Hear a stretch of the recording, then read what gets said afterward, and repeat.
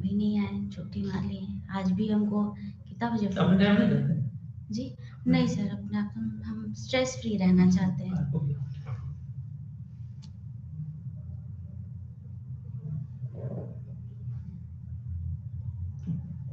Good afternoon, everyone.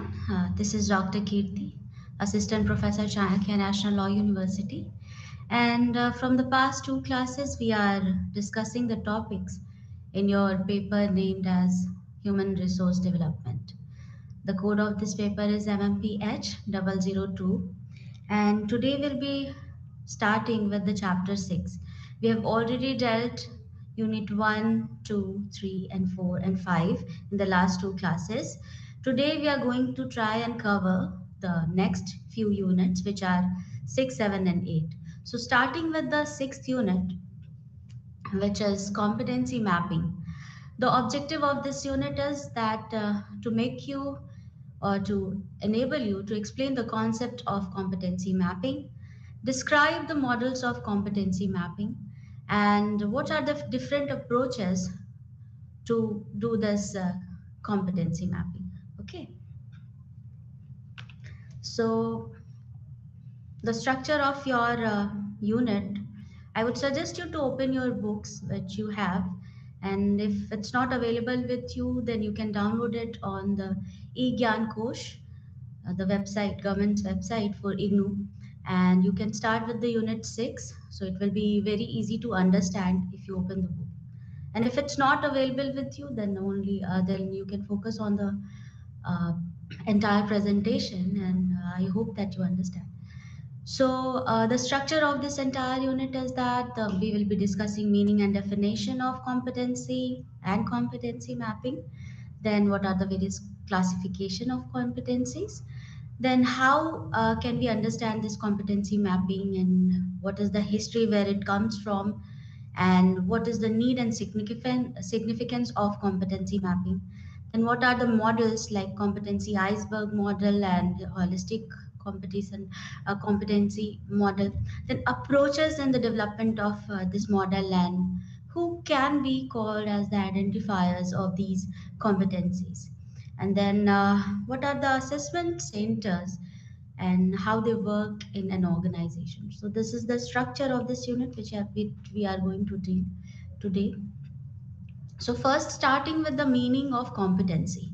So every individual receives some resources from their parents. Now what your personality is, it's a bundle of attributes and behavioral pattern which are quite repetitive, and various physical and appear what you appear is formulation of a personality. So there are various variables which are contributors for your personality and how it is shaped, and one of them is your heredity, your environment, and then your society. So various factors together come together to formulate a personality. So every individual attains certain attributes and qualities from their parents, and such as domain knowledge, attitude, uh, your values, your norms, your abilities, and to help which help you to shape up your personality and perform different tasks and duties in the society and in the organization. So these skills, knowledge, or behavior that we already possess or acquire from the process of learning throughout our life is called as competency. So competence is a behavioral trait of a person, and it is a part of our overall personality, and a mix of casual abilities, subject knowledge, applied skills, and all together result in successful performance of our duties and jobs. So it is the quality or state of being competent, and one must partner oneself with competencies to form a formidable combination and assess various combination of these order to produce competence result. Okay, so when we look at the definitions, here two definitions are being given in front of you, but in the book, in the section 6.1, there are at least 10 definitions which will make you understand. And these two are the very most comprehensive definition which I have chosen to make you understand is the McClelland has defined competency as a term used to challenge traditional criteria of assessment, which had emphasized intelligence evaluation.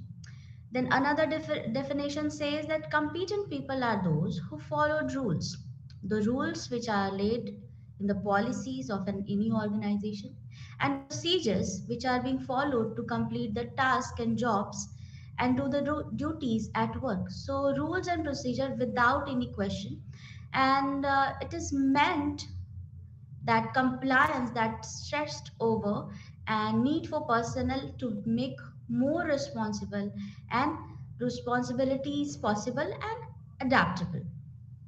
So these are the meaning of competency.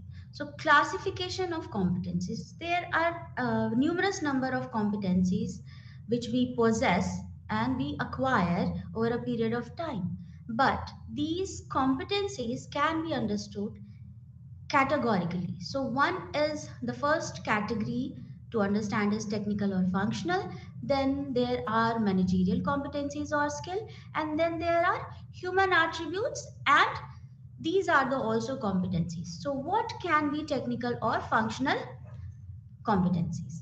Okay, so business awareness, organizational awareness, technical skills, external awareness are the technical or functional attributes of your competencies, and it is very important to perform such duties and tasks which have been assigned to you in your organization. So, business awareness, what is it? It's the set of characteristics necessary to make corporate judgments in order to achieve business objective. Every organization has certain objectives and goals to achieve, both in the short and the long run.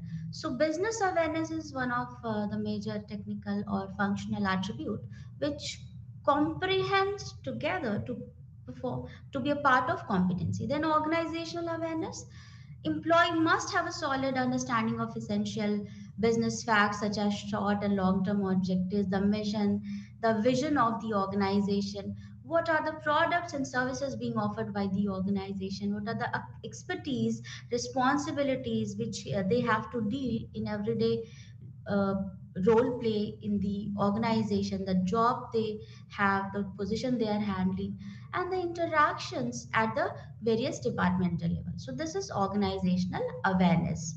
Okay. Another attribute in this category is technical skill.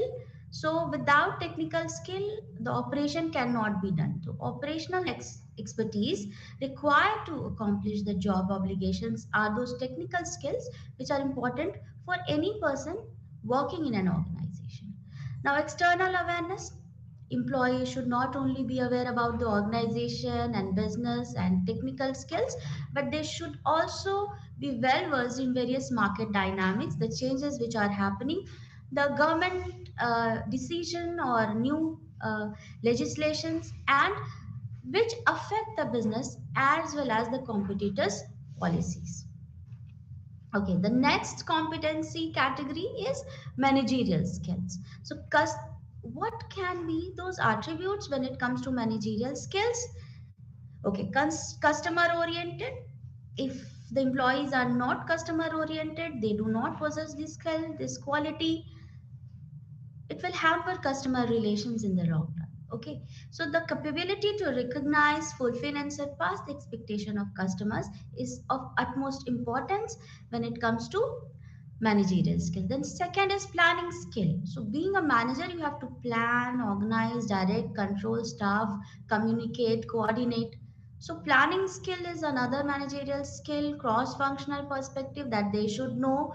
At least on surface they must be aware about the necessities of various tasks being performed in the organization. Yes, specialization is always there, but a little bit knowledge of each and every field, that how budgeting is done or how marketing campaign is launched or planned, they must be aware of that.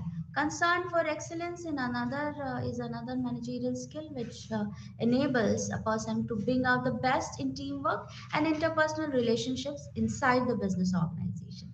And other managerial skills can be judgment, leadership, delegating authority, and assisting the employees, risk taking the decisions and standing on if taking the responsibility of not only the uh, success of the decisions made by the manager, but to also hold responsibility for if the decisions goes wrong in any way. Then human attributes, without these attributes a personality cannot be complete. And in the same manner, it is one of the most important part of entire competencies mapping process also. So communication, teamwork, interpersonal effectiveness, integrity, transparency. So every emotional quotient or intelligent quotient part of a personality comes into this category, which is human attributes. So these three together, technical, managerial, and human attributes together mix up and formulate the competencies needed to perform the jobs and tasks efficiently in the organization. So another section, another question is that how do we find out these competencies? So the term used to identify this entire process is called as competency mapping. So it is a method to identify core abilities in any individual. Now, these abilities are necessary for effective performances in the organization by any employee. It can also be defined as a profession and an individual's behavior competencies for an organization or an institution. What is the goal of this competency mapping? It is to identify the abilities necessary to meet the job role criteria as well as institutional performance.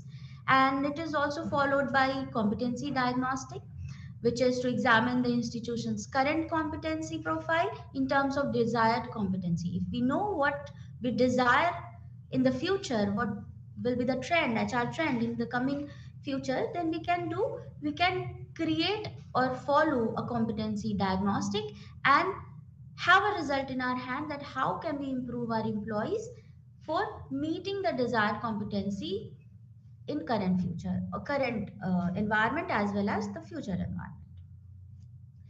Now, where does this word competency mapping comes from? So, if we look at the history of it, it was Charakya, as we all know, the royal counselor and prime minister of Vedic India. He wrote Arthashastra, and which is said to be the first work on competence mapping. And in that book, the mapping models and human aptitude, theses and theories, intelligent quotient, emotional quotient, and everything else connected to human behavior in terms of work, reasoning, and emotions were laid out and emphasized upon. Then the second view, we can see that McClellan in 1973 used this word and launched the study which was related to global competency movement. And in that phase, he worked on certain research and came out with the landmark writings or research papers, which are Talent and Society, Achievement Motive, the Achieving Society, Motivating Economic Achievement, and Power the Inner Experience, revealed various new aspects of these competencies. Okay, and the competencies explained by McClellan dealt with emotional sphere mostly, as we are focusing here or trying to explain again and again that it is the emotional and intelligent quotient of a person which formulates these entire classifications of competencies. And in our competency mapping, what we do, we try to examine these competencies at various levels in the organization in order to meet our current and future needs of human resources. And how to train them, how to develop them, it will all depend on this process, which is competency mapping. Other contributors are Richard and Spencer, Gerald and Robert. Now, need and significance of competency mapping. So, the process of defining core ability for a corporation or organization, as well as the role and activities inside it, is known as competency mapping. And it is a very necessary and crucial task. And a well run business should have very clearly outlined positions. what are the job positions, what are its description, what is the job specification. So whenever we are going to do a job analysis, we get a clear cut picture or outline to chalk out the competency list which is required to perform those job roles effectively. So, when we are analyzing an individual's SWOT, which is strength, weakness, opportunities, and threat analysis, so we create a better understanding and it will help in having a professional growth in one's career. So highlight it also highlights the need for future knowledge to be developed. So competency mapping is a very important part of human resource development. Then it produces a result that not only describes a person's skills level but also reveals the gray areas where there can be a scope for further improvement, and which will lead to the achieving of goals and objectives through proper training and other HRD mechanisms. So businesses are implementing competency mapping in order to increase their efficiency and profitability and have a sustainable development in the market. Now, organizations are changing drastically, and their approach to manage the human resources is also changing. But one major focus of each and every organization is to have a multi-talented workforce. And what they want to know that their workers current skill levels are so that they can train and improve them to meet the future demand of the market, as well as the organize bring about the organizational change, make the adaptability very smooth and seamless. So in addition to this, the mapping talents also helps in aiding designing and defining the strategies of companies multi-skilling programs and training them development programs. Okay, so another section and this entire unit is significance of competency mapping and what it helps, how it helps.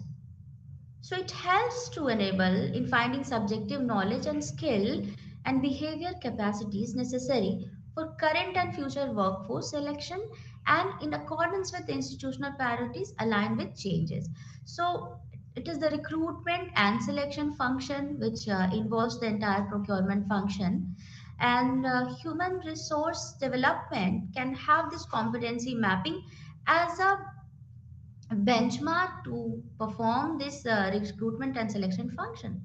Then another aid or help that this competency mapping extends to HRD function is to give or assist in training and development of the workforce, and to close the existing gap between competencies required for the job roles in the institutions.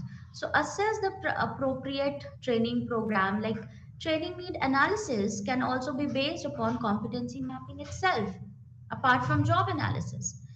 Now, understanding work domain where there is a gap between actual and projected outcomes can help enhance key performance areas. So, in performance measurement or performance appraisal, competency mapping can be a major tool or an instrument, as it helps to understand the work domain of a person and help them chalk out that what their actual performance is and what was expected. So the gap should be filled in coming time or coming future. Another significance of competency mapping is that employee or organizational skill gap analysis with relevant to learning objectives or training need is critical for developing the proper learning path, the career path. As a result, the appropriate capabilities of worker or organizations can be made possible. Now, it also helps in accompanying gap detection process, provide the institution with tools that allow them to focus on specific knowledge areas and abilities that require immediate attention. So whenever there is an immediate need of training program or career guidance or career coaching or counseling of an employee, competency mapping can help as an instrument there also. It also assists in the development of competencies throughout the career planning phase. One knows that what will be the desired qualities or competencies in coming future so that they could learn and develop their capacities to meet the future contingencies and demands of the market as well as the organization, because every individual needs a career path and wants to go up the ladder and have a growth in their career. So without knowing what will be expected out of them, how can they develop their qualities or improve their competencies list? So to impart skill, to learn skill, one must be aware about what are the areas, key results areas in which they need to improve. So competency mapping will help in that aspect or in that sphere also. Now, it is a function of HRD, OD in staff selection, growth, performance evaluation. For example, of university teaching professionals like us, if we are the professors, we have certain competencies listed out by the university, and we know how we can grow in that in our career, following the competency mapping in our life as well. Another example here is given that government institute and organizations are always working like this entire course run by Swam Prabha and Swam Portal and e-content on the internet. All these facilities for the students are meant for development and instill some competencies in the students so that they could be employable. So fill the gap between the employment and employability with the help of competency mapping and giving and imparting the various competencies and skill that is required to meet the future need of the market of an employee or an student, any student. Lastly, it helps to lastly, this established competency mapping skill will be a highly valuable tool for self development and improvement for the employees as well. So it is not only the organization which is going to do the performance appraisal, the managers, human resource manager, who are going to deal with this aspect, but employees also can learn a lot and improve their personality and enhance their competencies with the help of mapping. Now, two models are being discussed here, competency models, that is iceberg model and then holistic competency model. But what is this model or framework about? So, competency model or framework is a complete collection of competency cluster, which we already talked about, that there are three types of competencies required to perform the job role being assigned to an individual in the organization. So, competency models or framework is the complete collection of these entire clusters or competencies and behavioral indicators. So, it integrates all the behavioral indicators that apply to various positions at all levels in any organization, and it encompasses as aspect of individual roles, and thus the expected behavior is defined and communicated to the employees, that how it is related to overall objective of the organization and to align these organizational objectives with those of personal objectives in the organization. So the degree of proficiency in each skill of the individual is measured against the performance benchmark specified by the relevant institution, and it is done by the human resource managers. Now, the first model discussed here is an iceberg model. As we all know, that iceberg uh, we can never see it in a totality. We always see the surface. So the tip of the iceberg is always visible, but the larger part of it is submerged under the water. So we can only see the first or top part of that section. So it might be useful to conceive that competencies are an iceberg. So if we understand it in this way, so technical expertise are the top section which is visible above the waterline, above the surface, and the behavioral competencies are below the surface because various attributes are still not being identified by the researchers, by the management gurus. So behavioral competencies, yes, somewhat we have identified it, but to understand, decode, and manipulate it's still a very much difficult task. So it is said that it is the part which is submerged in the water and are below the surface, they are more difficult to measure and sometimes more difficult to acquire as well. So behavioral competencies are indicators of how a person perceives himself or herself, that is self image, and how he or she will generally behave, that is the traits, and what motivates them to perform certain jobs and duties and act in a certain way. So, skill, knowledge, self image, and motive are four major components of the behavioral aspect in the Asberg model. Now, the second model being given is holistic competency model. It has the holistic approach for developing competency models. So whenever there is a competency framework in the organization, various approaches can be taken to design it. So one of the approach is holistic approach, which will help you. If you are a human resource manager, it will help you to design that model. So it emphasizes the need of evaluating managerial competencies holistically, that is by examining each manager's knowledge, capacity, application skills, social maturity. So these are the pillars, that is application skill, professional skill, and social skill or social quotient. These together form the competencies of a manager, and when taken in totality or holistically, it gives us a competency model which has a holistic approach. So these are the three pillars of this competency model. Using the comprehensive concept of competency mapping, we may avoid selecting managers who are underqualified or cause them to perform incompetently. So if they are not competent enough, they might fail in the organization, and it will affect the organizational functioning, human resource environment, or organizational climate. And we cannot afford that, being an organization who thrives to achieve success. So these three pillars or competency model of holistic approach can help to design certain programs and recruitment and selection program, which selects or hires only those managers who are competent enough to perform the difficult and the challenging jobs in the organization. Then approaches in development of competency model. So we have seen two models on which we can develop a competency framework in our organization. Now there are two approaches again to design this model. Okay, so the first one is job based approach, and the second one is competency based approach.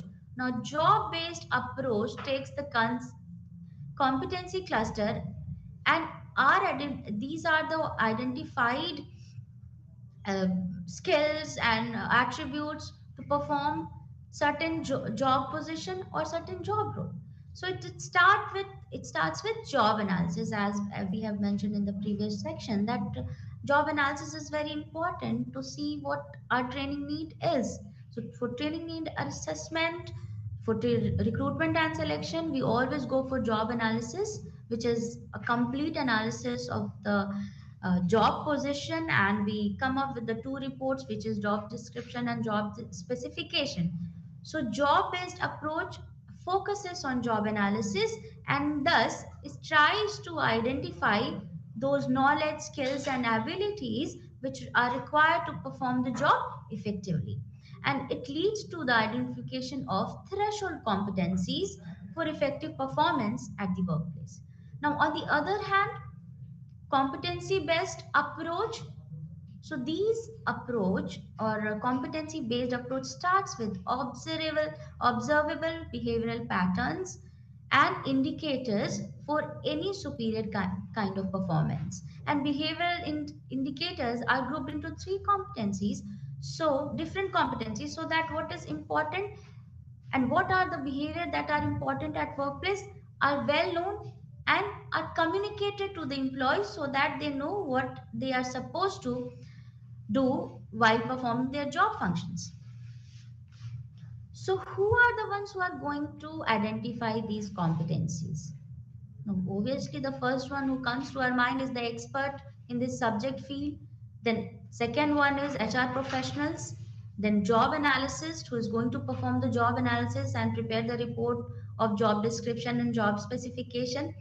Then psychologists also need to understand what these competencies can be, because they are going to be a part of recruitment and selection committee now again, and they are going to help in the counseling process of the employees as well. If some employee is not working in a best possible manner and his performance level is not increasing or getting enhanced, then these psychologists can play a very important role to counsel them. So in order to do the counseling function, they need to identify certain competencies on which the employees could be counseled. So, industrialists, line managers, current and past leaders, supervisors, report writers, and reviewing officers, and internal customers are the ones who are going to do the mapping of competencies, or who are the identifiers of these competencies or skills in an organization. Now, the last section of this entire 6 unit deals with the assessment centers. What are the assessment centers? So whenever we are talking about center, we visualize it as a physical building or a space or a, or say an office. But this center is not certain thing which is tangible in nature, but it is the technique for selection, and it was first used in the military and afterwards in corporate sphere as well.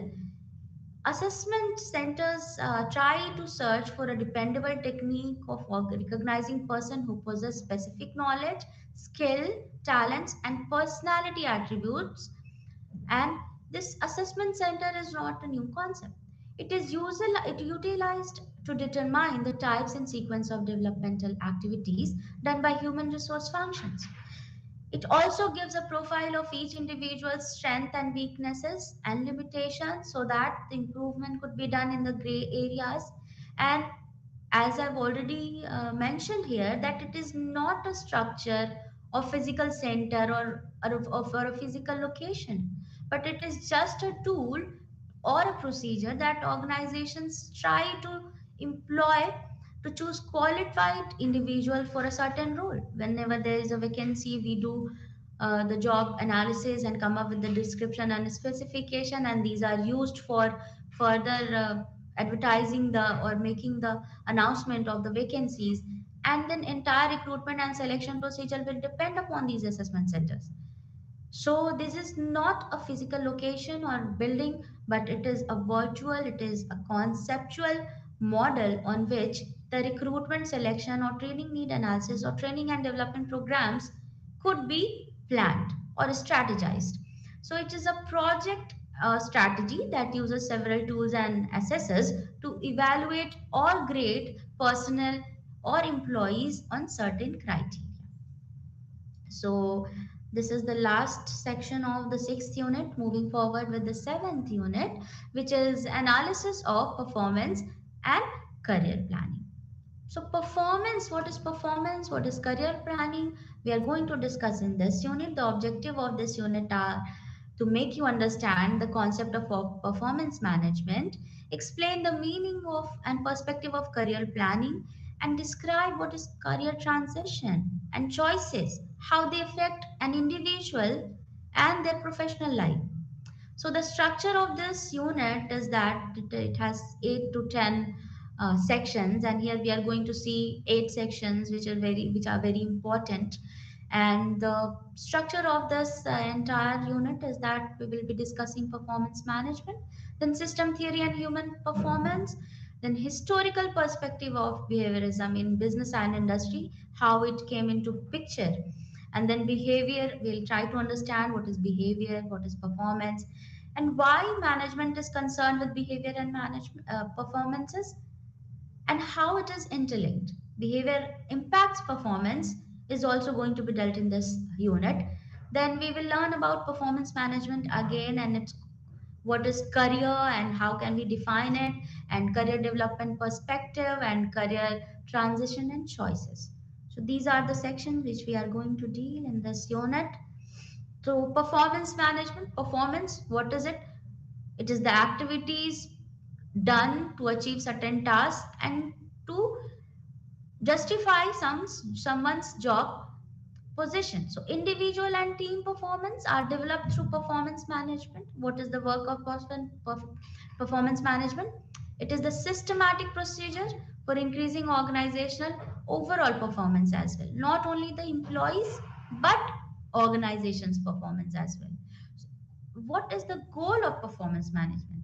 It is to maximize employee capacity in the best interest of both person and organization, and the company, by establishing expectations in terms of role, duties, and accountabilities, as well as required competencies and expected behaviors, help the employee to understand what they are expected to do, what behavior they are expected to exhibit at the workplace.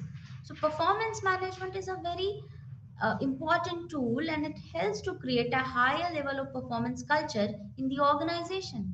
And it also helps the individuals to work in a team and take ownership of business procedures and improve it, as well as improve their own qualities as well.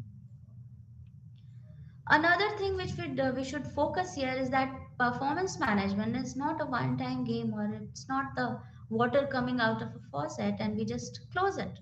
We just close the tap. No, it doesn't happen like that. It is a continuous process and a very proactive technique for managing the employees' performances.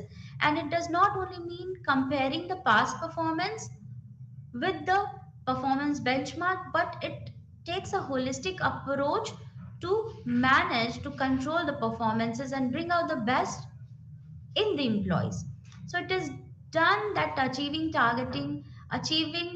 defined targets in real time without need for future reviews or correction of corrective actions. So it does not only focuses on the future performance levels, but it also helps to work in a certain manner that future review becomes easy and corrective actions are less in number. Okay, it focuses on value addition in the employees and profitability in a proactive manner. It results in improved actual performance whenever there is a performance management team, and human resource take this very seriously because most of the part of their entire work is focused towards improvement of the performance levels of the employees. So how it can be done? It can be done with the help of performance management technique, and it is the system, entire system which takes a holistic approach in the growth and development of an employee. And here we are referring it as a term human resource development. So without performance management, the human resource development cannot be achieved, cannot be fulfilled in the organization. It enhances a company's profitability by increasing employee engagement and increasing productivity. When it comes to organization, we look out for certain attitudes. So attitude at workplace is a very positive uh, contributor in the performance level. And attitude, three types of attitudes are very important for any organization: employees job satisfaction, employee engagement, and job commitment. So employee engagement is one of the pertinent attributes or attitude which is very relevant for this organization and the employees growth, and it can only be achieved with the help of performance management. Now, system theory and human performances. System theory is a subset of organizational theory, but it emphasizes on holistic approach, holistic thinking, and in contrast to independent, isolated, and closed organization, it encourages interdependency, interconnectedness, and openness. So, system here means that we have already dealt that a system is a unit in which there are certain raw materials, input, output, and in middle there is a transformation process. So we have dealt this in the first, second, and third unit as well. So here we are continuing with that understanding only, that complexity is acknowledged as a feature of the system theory. So it is very complex because various factors are there which are operating and affecting the entire business process. the performance of the employees.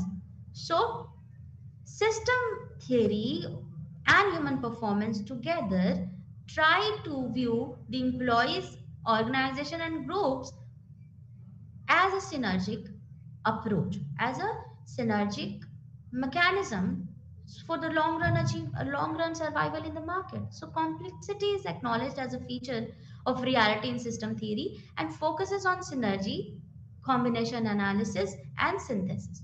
So organizations are viewed as a system because they are operating in the environment, business environment, and in the society. They are taking the raw materials and other resources from it, they are processing it and giving the output as the product or services which we as a customer get benefited from. So with relative boundaries interact with the environment and must adapt to the environmental changes in order to exist according to the system theory. So system theory and human performance. They are open system having inputs and outputs that interact directly with the environment. Yes, human performance, the entire HRD or organizational development is an open system and it gets affected from the outer environment as well as its internal environment. So a system is a collection of interconnected elements in which a change in one member impacts this entire whole system. And an open system is one that interacts with its surroundings. So organization, human resource department, employees, all are part of the system, but they are open system and subsystems of the single system, which is the organization. So environment responds to the organizational outputs, influencing future inputs, and future resources flows into the organization are heavily influenced by the performance level of the employees. So the products we offer, the services which we are going to offer are are a result of the performance levels of the employees. And these employees are working in an environment and are the agent or significant part of the entire system. So, system theory views this entire organization or human resource development in a holistic and systematic manner. Now, historical perspective of behavioralism in business industries, as we were discussing in the fourth and third unit, we saw what is behavioralism, and behaviorism is as a psychological discipline emerged much later in the 20th century, and major contributors in this field are Elton Mayo, Frederick Winslow Taylor with his scientific management, and Henry Fayol. So these are the pioneers of behaviorism in business and industries. So individuals' need, desires, and behaviors are elevated and investigated within the organization and makes a career helps the employee to have a career growth and make the employees capable of creating a certain change in the environment and in the organization with the help of their performances at maximum level or optimum level. Another studies which have contributed to this field are McGregor's theory X and theories Y, Likert and Roberts' conceptions of management style, Jane Morton's management grid model. These are the basic theories or research which have contributed to the field of behaviorism in industry and business, have made and have helped organization and management to realize the human factor to be very much important and call it as capital and use the terms like talent management and talent retention. So all of these preceding ideas presume that human acts as a result of specific impulses. There are forces which help or motivate an employee to act in a certain manner and exhibit a performance, exhibit a behavior. So there are various factors which are constantly working behind a human effort or behind certain performance level of an individual. And this humanistic approach, behaviorism theory, opines that these factors should be taken into consideration when we are managing human resource and we are trying to develop it. So human relation movement has unquestionably introduced a behavioral approach to management science. Now, behavior, performance, and management. Behavior, what is it? Behavior is the response to certain stimuli in the environment. As a person, you must be feeling that there are so many factors operating outside the environment. And simultaneously or on a constant basis, we are facing various stimuli, but it is up to us which stimuli we register. So our behavior is the, if I feel thirsty, I'll drink this water.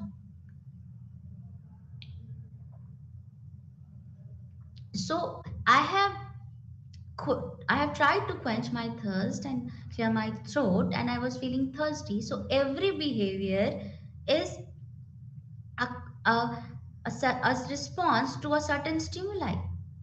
So these are the measurable behaviors that are crucial to fulfillment of the organizational goals and are classified as job performance behavior. If communicated to the employees, it will lead to a better or efficient work environment and better organizational climate.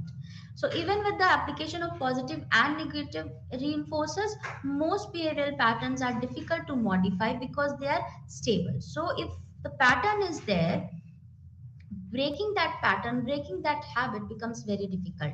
So the goal is to improve the alignment between organizational goals and individual goals, because these two goals are sometimes contradictory in nature, but sometimes they have to be aligned, and this difficult task is left alone to the human resource managers, who are responsible to create the synergy between the organizational goals and individual goals and objectives, so that there is a comprehensiveness and the work could be done in smooth manner. So both the sides are very important. So the basic objective of performance management is to improve this alignment between the goals and objectives of both individual and the organization. Apart from fulfilling professional needs, which may improve satisfaction and organizational climate without affecting productivity, targeted performances intervention should motivate employees to act and put up the necessary effort to meet both personal and organizational growth. Now, performance and management. A successful performance management system includes well defined objective, design and implementing it in the best possible manner, and in such a way that it can be effectively evaluated and analyzed. And then, performance management system is duly linked with career management, career development, succession planning, and talent management, compensation management system, training and development. So these all human resource management functions are linked with performance management system. And we can say these are all subsets of a set which is human resource development. So the success of the entire HR system depend upon the integration of all these subsystems, which we have already seen in this section. Now, concept and definition of career. What is a career? It is a very easy to understand concept, a sequence of positions occupied by a person during the course of his or her lifetime. It is sequence of job that constitute that a person does for a living and is an integral part of any individual and personal and professional life. So the sum of the educational, social, economical, and conscious decisions taken by an individual representing this his unique personality traits and essential life values is what we term as career. The career path is represented by employees' movement through the opportunities over a period of time. So once someone is assistant professor, in their career path, they can become associate professor and the professor and then senior professor, and they can also hope or target to be a registrar or vice chancellor some way in future. So this is a career path. If someone is joining as an officer mid, then they will always try to achieve a position which is higher. So the career path should be there, so the employee knows that they have a chance for improvement in their career. If when a person is having a lower position in the hierarchy, they can climb up to the ladder and reach various levels in the organization vertically upward. So career path is the main focus here when we discuss competency mapping and performance management. Now, career development perspectives. So individual employees and organizations who are employers have a psychological contract. So there's a psychological contract between organization and the employees, and they both are working for each other. So wherever each party have certain needs and aspirations, expectation at the time of joining. So whenever there is a new joinee, organization has certain expectation from them, and the new joinee has the certain needs and wants and desires which are to be aligned with the organizational goals. Thus, the career development perspective differs for both the parties. So, career development perspective can be different for the employees as well as the organization. So, it covers both personal and corporate or organizational growth. Career planning refers to the process of changing employment status over a period of time of the life of the employees. The process is referred here of making long term learning decisions or acquiring various competencies in order to balance career advancement opportunities with personal needs, and can be understood as career development. And organizational perspective से अगर देखें तो organizational career development is an activity that takes into account the long term benefits and success of employees as well as the efficiency of the organization. And the organization carries out career development based on human resource needs and the ability to perform various functions, improve efficiency, and compete with the other organization. So this is career development perspective. And if we look into the features, it helps individual to develop various competencies, which we have already dealt in our previous like sixth unit. So this career development will help to improve these competencies and required what are the various competencies required to fulfill different job roles as well as the behavioral outcomes. So feature is that it defines employees' life, it strengthens the work related activities and aspect of the organization as well.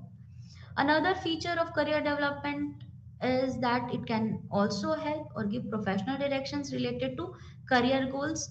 It creates a synergy between personal and organizational goals, leading to satisfied, motivated, contented, and better performing individuals or employees. And like we always refer, HRD, career development is also an ongoing process. Now, career transition and choices. Career transition, whenever you are a student or we are a student and we look forward to achieve certain job roles, we are striving each day to attain certain position in an organization. So is it possible that we will still be on that position and perform the jobs and duties, and throughout our life we are sitting on that position only? No, the answer would be no, because each and every one of us is motivated and constantly focused to have an improved career, to have an advancement in career. So, career transition is the different phases discussed by Erickson here. The theory of adult development, which is one of the various most popular theories in this particular area, which is career transition, career planning, and development. So, his beliefs are strongly associated with personal experience and largely filled with hope. Youngsters and early adults are the time to have the time to, it is the time to create their own identity and who you are and where you are going. So whenever there we are talking about the early phase of career, everyone uh, tries to have certain risk, try to create their own identity, create their own reality. They figure out what they are and what they want to do and where they want to go. So we always ask the student to have a 5 year plan, a 10 year vision for themselves, so that they could work to every day to improve themselves to achieve that 5 year goal or 10 year plan. So there are different phases. Then the next act of evolution is to build a close relationship. When you move from the youngster part of your life, that is early career, mid career, late career, and career end. So whenever you are in a mid career span, it is the age of 30 to 40 years. In this, advancing in career, lifestyle may limit, options and growth are there, opportunities are there. So the early career, you identify your interest and explore several jobs, and then you get advancement in your mid career, and you are settled in a certain position. You have established yourself. Now you are looking out for values, contributions to the society, contribution to the well-being of individual, of your family. So the concerns shift from being external reward, acquiring more capabilities, having a stature in the uh, society, and moving on to the late career, which is 50 years and above. What we focus on updating skill. Individual is a leader, individual is certain who in whose opinion matters. So these are the needs when we are in our late careers. Then concerns in this phase are monitoring or mentoring or disengaging with organizational continuance. So these are the various concern at this level of your career. So career stages given by Erickson's is a model in which we recognize that how transition takes place and what are the choices which an employee is likely to make. So when they're ending their career, they're above 60 at the age of retirement, they what will they need to do? They'll need to plan for their retirement and try to look out for new opportunities if they are willing to do, and grab those opportunities, rejoin them, have a fulfilled life. And concern here are requirement, part-time employment, joining certain organization, and keeping themselves active and connected with the society.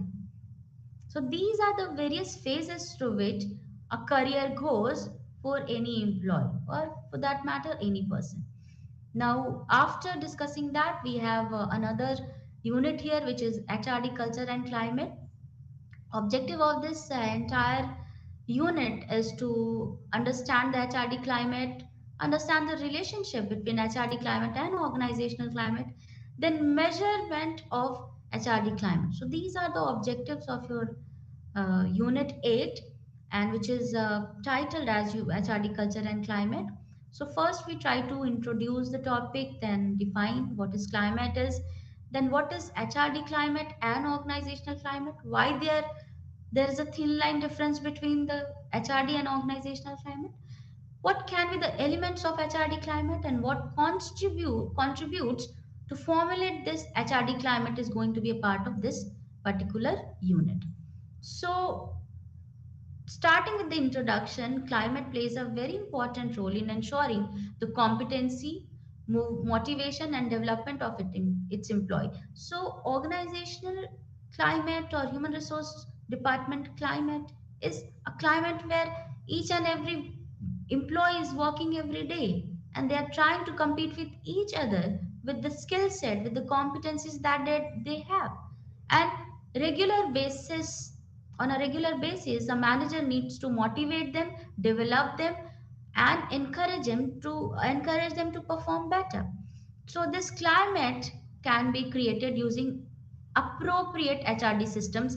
In the last class, we have already seen what is HRD system and what are the different subsystems of HRD, who formulates or performs as the part of HRD system, and leadership style of top management. So climate can be shaped with these various elements of HRD system along with the leadership style and guidance of top level management executives. So HRD climate is not only the means but end to all means in itself. Okay, so yes, climate starts with other functions and it again affects the functions of the human resource department. Then human resource climate affects the functioning, affects the technology to be used. So it there's a cause and effect relationship between the climate and the other system or subsystems of human resource development. In the recent past, simple instruments have been developed to measure HRD climate in your organization, in any organization. And in the last section of this unit, there is a questionnaire in which you have been trying to understand the entire structure of this simple instrument, which is HRD climate evaluation technique. So simply we can do what? We can develop this instrument and measure what kind of climate is there in the organization basing our decisions on this climate and this evaluation, we can change it, we can mold it to the changing environment, and we can always create a positive change. So these instruments are being widely used to assess periodically the climate, maintain profiles, and designing intervention to further improve the organizational or human resource development climate. Now, definition of a climate: perception about the organization's goals and about decision that a manager should take to achieve this goal come comes not only from the informal organization. So both formal and informal organizational structure combine to create an organizational climate.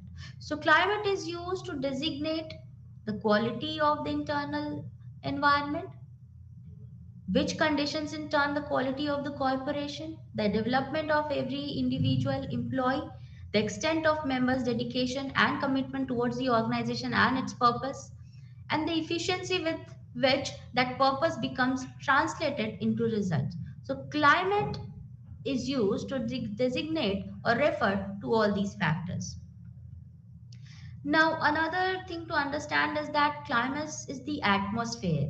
We are facing a climate issue, and we are existing in the climate. In the same manner, every organization has its own culture and climate.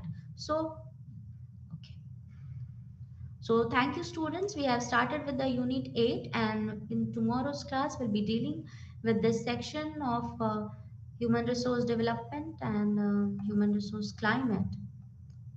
HFD Culture and Climate, will be discussing it in the next class. So thank you for joining us who are listening to this online, and I wish you a good day. Thank you so much.